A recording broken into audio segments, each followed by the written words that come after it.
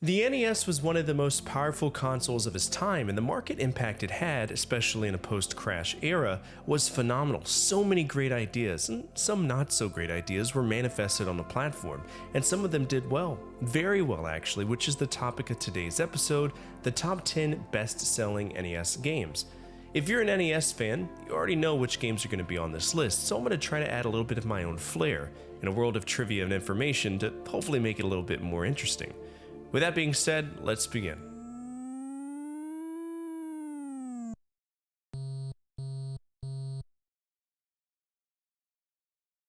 Golf was not only one of the first 30 NES games ever released, it was also the 10th highest grossing NES game. And it's funny because this is a simple game of golf, devoid of any music or anything to really hold you in. It's just golf with occasional sound effects. Now, with that being said, this was a massively impressive game at the time, and most of that is due to the ability to see a swing meter at the bottom left. That would be an industry standard for quality golf games moving forward. This game likely sold so much because it had a boost by being in the Nintendo Versus system in the arcades, where it was massively popular, at least for the American audiences.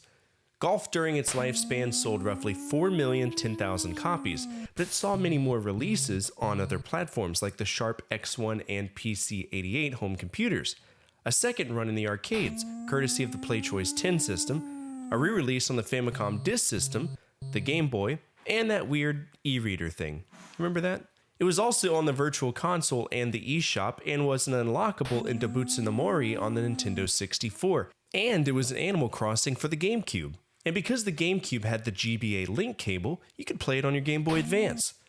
Also, a lesser known way of playing golf is by owning a pre-4.0 firmware Switch. If you own a 4.0 Switch, go to the main menu and set the time to July 11th. Then do the gesture that Satoru Iwata did during his Nintendo Direct presentations. If you do it right, golf will automatically boot up. This is in respect to Satoru Iwata, who unfortunately passed away in 2015 from complications of cancer.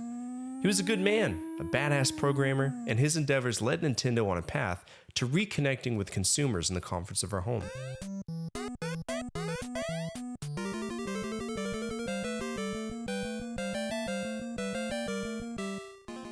Oh hey, another first 30 game. You'll probably see this a few times though, because the bestsellers mostly consist of very early NES games. That's just the way that it went.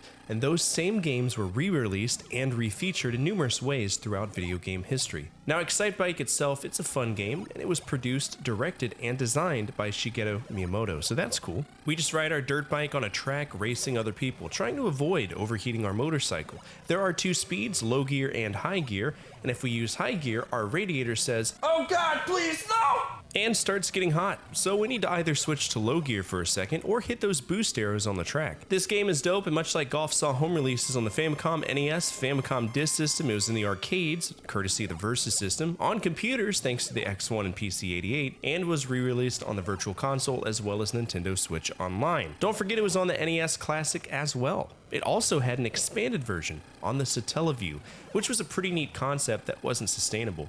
Remember how I said you could unlock golf and Animal Crossing on the GameCube? It's there as well. All in all, Excitebike sold roughly 4,160,000 copies. That's damn good considering how simple this game is.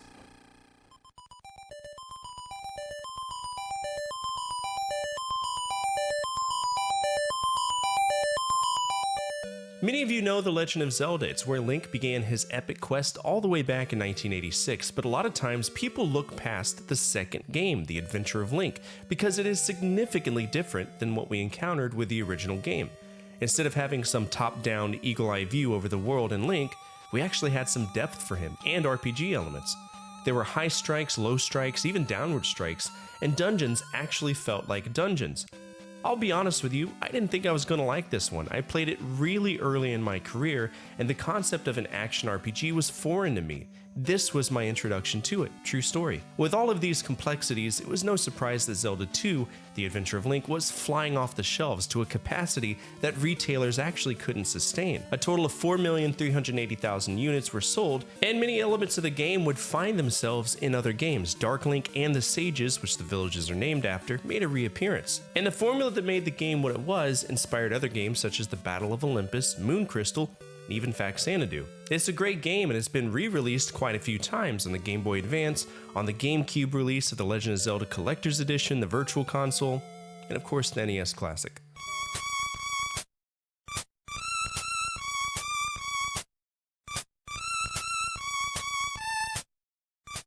This one surprised me because I didn't realize just how impactful this was in the scope of sales. To me, it's just a generic-ass puzzle game, but I guess with it having the theme of Mario, it got a golden spoon handed to it. It's an interesting game. Mario has his medical license and apparently decides to invest a lot of money into dumping pills into bottles to eradicate blue, yellow, and red viruses. I actually enjoyed this game. I've never actually played the NES version. I personally encountered this on Brain Age 2. It was a DS game where you sharpen your mind.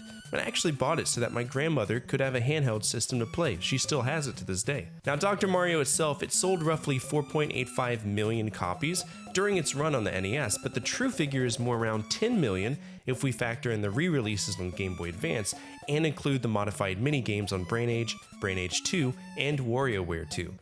Dr. Mario was also produced by someone important to the gaming industry as well, Gunpei Yokoi. Now that name might not mean anything to you, but he's the father of almost everything Nintendo did that was ambitious. He created toys, the earliest iterations of electromechanical games, and one day he saw a bored businessman on a train messing around with a calculator, which inspired him to create the Game & Watch series. He manifested the D-pad, he created the Zapper and the Super Scope, spearheaded the failed Virtual Boy, and helped direct the development of the Wonder Swan. And on a dark night in 1997, he died after being struck by a car helping his friend on the highway. It's tragic because you know he could have probably created so much more. That's life though. Keep pushing on. It's all we can do.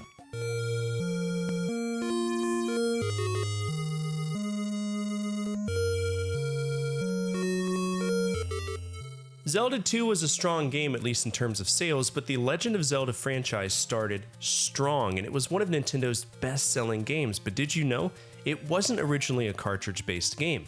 In fact, it wasn't even on the Versus system, so how did this legendary franchise get its start? On a failed disc peripheral for the Famicom.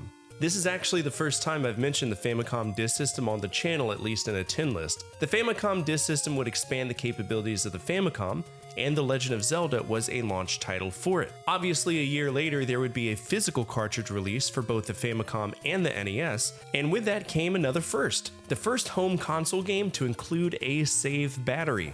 We didn't need a password, which, if you know a lot about passwords on the NES, they can be arduous. Swords and Serpents consists of 9 lines of bullshit.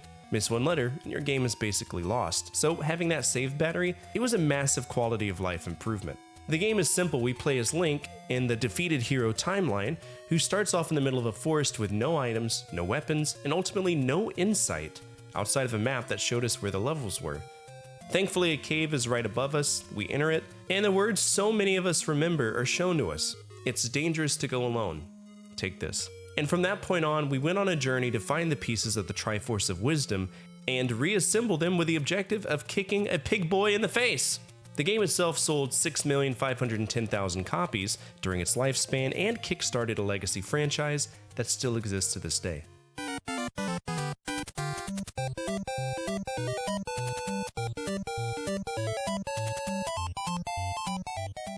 This is oftentimes considered the oddball in the original trilogy of Super Mario Bros. Some people like it, some don't, and I'm one of those that didn't enjoy it. But my opinion is fractional if we consider how many copies of this game were sold. It was the follow-up to one of the most important games of the 80s. Now obviously Mario 2 wasn't meant to be Mario 2, at least how we knew it. In Japan, Super Mario Bros. 2 was a difficult, jagged, all but re-release of the original Super Mario Bros. In fact, a few of those stages originated in the Nintendo Versus system, where they enhanced a few of the stages to make them difficult. And Shigeru Miyamoto was like, and they did in 1986, exclusively on the Famicom disk system, but many of us wouldn't dip our toes into it until 1993, when it was known as the Lost Levels. In America, the Super Mario Bros. 2 we received was a reskinned game known as Yume Kojo Doki Doki Panic, right? a game that was created for Fuji Television's Technology Expo. The game actually has the mascots from the festival. Now, I'm not going to assume the logic of why the game was reskinned. I'm not one of those folks who speaks on things that I don't understand, at least if I can avoid it. And there's tons of different perspectives as to why it happened the way that it did. Some say Super Mario Bros. 2, as it was presented, was just too difficult. Some say because it was an internal decision. Some say it was an internal decision from Nintendo of America because they thought it was too hard. I don't know, but we received that reskin and people ate it up, with it selling 7,460,000 copies during its lifespan. Little trivia fact for you gaming collectors, this game was released in 1992 under the title of Super Mario USA in Japan, meaning that Japan had literally every iteration this game could ever have had: the original, Doki Doki Panic, and the international release.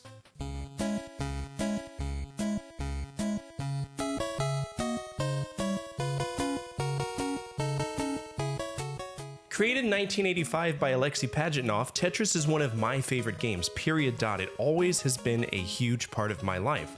It's not often that your grandmother plays video games, and mine did. She was, and still is, a massive fan of Tetris, so when she comes to visit, we pop down some chairs, pour a glass of wine, and fight to get to 100 lines. I might record it one day. She's such a badass. But you know who isn't a badass? Everyone who tried to get a piece of Alexei's idea. For those of you who don't know, Alexei's idea was shredded into a licensing hell for years. His product was used and abused, and for a long time, he received little to no money from Tetris at all. Mirrorsoft, Spectrum Holobyte, Nintendo, Novatrade, EA, they all fucked him over. So how does he work around it? He created a company to license out the game, the Tetris Company. And to this day, the Tetris Company fights for the interests of Alexei. Good for him. It wasn't easy to escape from the intellectual chokehold that was the Soviet Union, and having to deal with predatory companies all your life, fuck that. But back to the game, it's a simple game. We align tetraminos, and if we complete a line, we clear that line, and then the blocks drop, right? As we get further and further into the game, those pieces drop faster and faster. It's very addicting and fun. It's so simple, and sometimes simple can be good. Tetris for the NES, however, sold 8 million copies and remains to date a very important game, not only to me, but to many other people.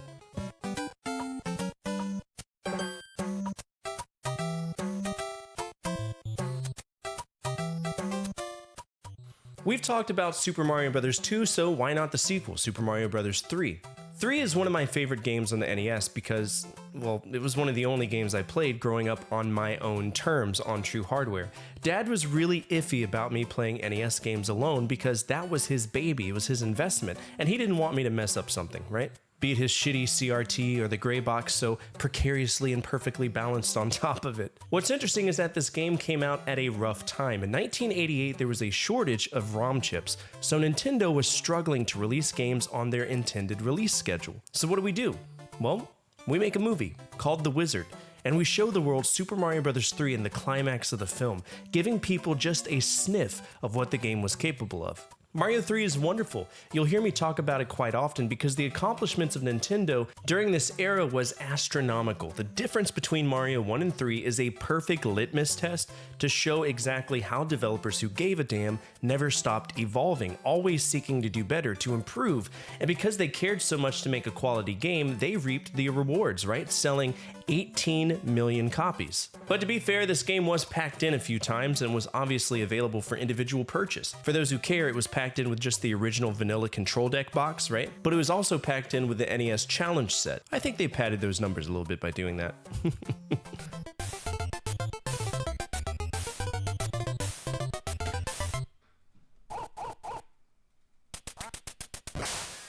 Duck Hunt. This is a core memory for me. I loved Duck Hunt, and we talk about Duck Hunt often, be it as a standalone, a great co-op game, a great family game, or one of the first to come out on the console. All the variances, there's a lot to talk about. And it's a simple game that has its roots in Nintendo's history in the entertainment business. Basically, the game consists of two things, duck hunting and clay pigeon shooting, right? But if you know anything about Nintendo, some of their first major games, or attractions if you will, involved these two ideas. Duck Hunt was originally a projector-based shooting game, and the clay pigeon system was the result of Nintendo buying out tons of bowling alleys to install this badass shooting simulator. But finding information or even pictures of it can be very difficult. Either way, Nintendo honored these ideas by combining them into a gray cart and plopping an orange zapper directly into our lap. It's a simple game, shoot the targets, don't miss, and you can play forever. Now this game sold 28,310,000 copies, but I don't know if it was individual units or if they considered the fact that it was a pack-in with compilations, right? We all know the black box Duck Hunt, but we also have to consider that it was a pack-in with Gyromite in the NES Deluxe set, and also a pack-in with the NES Action set where they combined it with Super Mario Bros. In a 2-for-1 cartridge, and the NES Power set where they added world-class track meet to the 3-in-1 cartridge. Do you know? Feel free to tell me in the comment section below.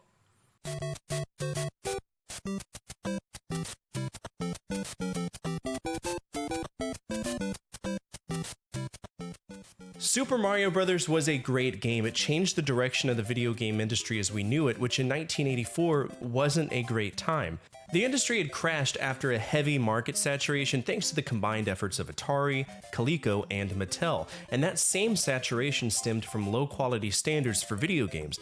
Anything could be made into one and shoved onto a shelf, and that carried rather large consequences. Many companies went under because of it. Super Mario Bros. Revolutionized gaming as we knew it, and I know it's cliche to say, but the game saved the industry, period. And while I'm sure other companies would have done the same, Nintendo managed to increase consumer confidence in a dying industry, and that's not something that's easy to do. Super Mario Bros. Is a simple game. We play as Mario, we run and jump on people, occasionally getting power-ups, taking on Bowser's castles, trying to find Princess Peach, and stabilizing the geopolitical nature of the Mushroom Kingdom. True story. Now, Super Mario Bros. Was a pack-in for the NES, and much like Duck Hunt, had 2 more releases because of the Action set and the Power set, but no matter how you spin it, 40,240,000 copies of this game were sold in various capacities, making it the highest selling NES game ever. Not only was it the highest selling game, it was also one of the most culturally relevant games.